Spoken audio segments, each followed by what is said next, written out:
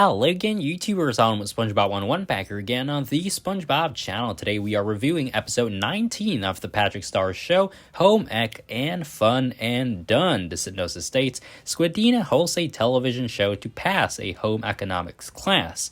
Also, Patrick and SpongeBob try to unlock a dull child's imagination. Let's dive right in. Home Ec was an episode I really liked. It gives us a new perspective on Squidina's character. The episode centers around Squidina's failing of home economics in school and her efforts to turn things around. Failing home economics doesn't just put a black mark on her report card, it also means she'll have to attend summer school, which she obviously dreads. Patrick then comes up with a brilliant idea. Why not showcase her skill in home economics through a format she's extremely proficient in, i.e. via a show? Patrick puts on a silly-looking Squidina costume and even smashes through the wall, runs to the emergency room, and sets up a screen for Squidina's teacher to watch the show. Patrick's really being an amazing older brother in this one. I also like the French cinema director moment as well. First segment focused on making up the bed with Grandpat on it. Random, but I like the inclusion of him here. Him getting stapled to the bed and still being a sport about it was really nice to see. Each time a segment finishes, Squidina's teacher is so shocked that his condition deteriorates even further. Guess just watching nonsense makes you go kaput. Next, we have fork arrangement with Dad. Squidina manages to create a really long table of forks, and then Patrick, in a bid to follow and film her, gets tangled up in the tablecloth and eventually crashes into Cecil and Squidina, causing a fork explosion. The drama here. Following that, scenes of Squidina trying to sew, change baby diapers on Grandma Tentacles, and quarreling with Patrick over the telephone play before it's time for What's Cooking? That's right, it's time to cook her pickle pie. And with a confidence boost from Slappy, of all people, who somehow is just so into the top of the set, she succeeds and Patrick carries her all the way to the hospital to deliver her perfect pickle pie. I really like the cooking montage. It was actually quite funny and silly and wild. Unfortunately, Squidina's teacher was being visited by the Grim Reaper, but Squidina's not gonna let that happen. She sees a variety of household equipment lying around the room and then uses the vacuum cleaner to extract the original toxic pie before assembling her teacher's organs and putting them back together again, thus saving him. So yes, Squidina can be a surgeon, which is not surprising, but still a little bit scary that she's just a kid and doing that. Touching nonetheless. When Squidina asks him to try her new and improved pickle pie, he does hesitate, with good reason. The doctors on the side, except for one, are more than happy to cheer him on and get him to eat it. Whether for malicious purposes or not, I'm not sure, but it does eventually turn out well. Well enough, aside from the fact that he's lactose intolerant, so he, suffers as well. Nonetheless, plot gets a 9 out of 10. After rewatching this episode a couple of times, I actually appreciate it even more. The dynamic between Squidina and Patrick on set was on full display and was fantastic. The episode perfectly demonstrates the essence of doing something you're not very good at in a way that you're comfortable with. But I'm not sure how much this can translate into real life. Regardless, it was a very enjoyable plot to watch. Animation gets 9 out of 10 as well.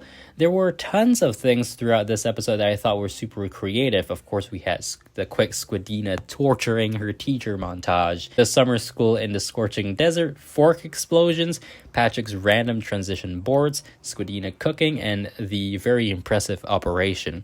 Unique characteristics gets 8 out of 10. The only thing school-related we've been getting for most of SpongeBob has been boarding school, which is understandable if you consider the main audience being kids who are finding an escape from school by watching cartoons.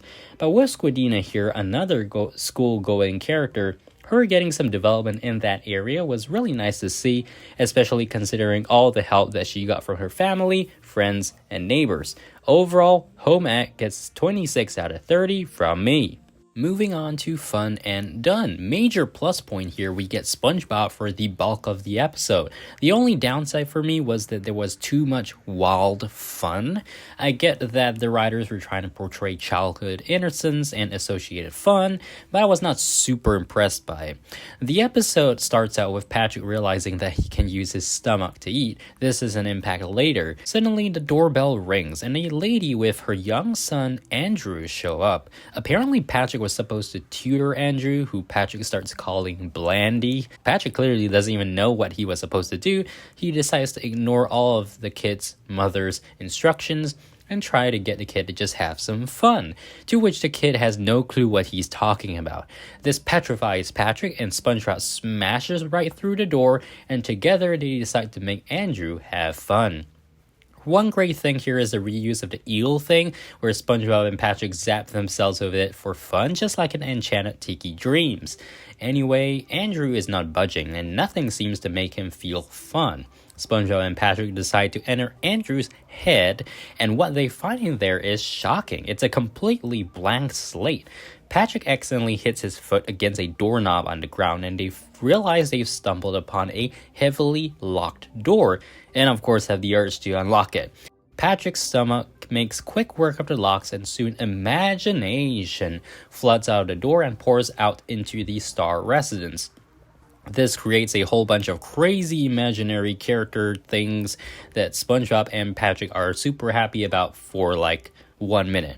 However, they soon realize that Andrew is getting extremely difficult to control. He starts making a mess of his imagination, even swapping SpongeBob and Patrick's skeletons, similar to, I think, Roller Cowards. Also really cool is the medieval costumes that SpongeBob and Patrick end up with while pushing back against a flood of imagination. Nice throwback to Dungeons and Dragons. The pressure increases when Andy's mother returns in short order and starts to desperately call out for her son for fear that he's been overstimulated. SpongeBob and Patrick decide to go back into Andrew's head and lock up the imagination once and for all, and so they swim in. Patrick's tummy coughs up the locks, and everything goes back to normal just in time for Andrew's mom to burst through the front door. That was a very close one. Patrick even gets paid a quarter for his work, and Andrew and his mom take their leave, but not before Patrick reminds him to have fun. Yeah, not great. This immediately reverses their hard work as the door within Andrew's head bursts apart and the imagination floods not just Bikini Bottom, but the whole world. That's a really crazy plot.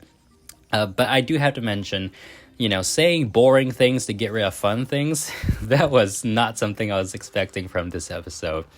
I'll give the plot a 7 out of 10. A whole lot of props for the setting of the story and the contrast made between reasonable fun with SpongeBob standards and insane imagination, which makes it perfectly sensible and understandable why Andrew's mom would have been so fearful of overstimulation in the first place. Too much fun is a very bad thing indeed. I went from liking it, then being skeptical when there was a deluge of fun, to liking the conclusion, but then not being super impressed with fun flooding the whole world at the end. So, quite a roller coaster ride for me. Animation gets 8 out of 10. This episode has quite a few cool animation bits. I've mentioned the references to past episodes earlier. Plus, we also get a psychedelic imagination experience, which did make me less impressed with imagination, ironically. But having SpongeBob and Patrick say boring things in boring ways was strangely also quite entertaining for me, so that was cool. Unique characteristics gets 8 out of 10. The use of SpongeBob in this episode made it feel more like a main series episode, but in the Patrick Star Show setting.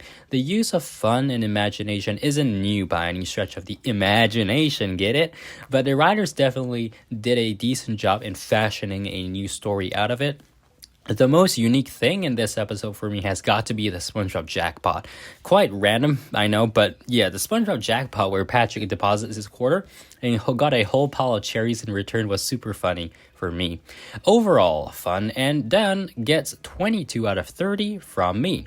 So that's all for this episode review. Let me know what you guys thought about these two episodes in the comments box below. Make sure to subscribe, like, and I'll see you guys again real soon for the next SpongeBob video. Till then, see you guys later. Bye.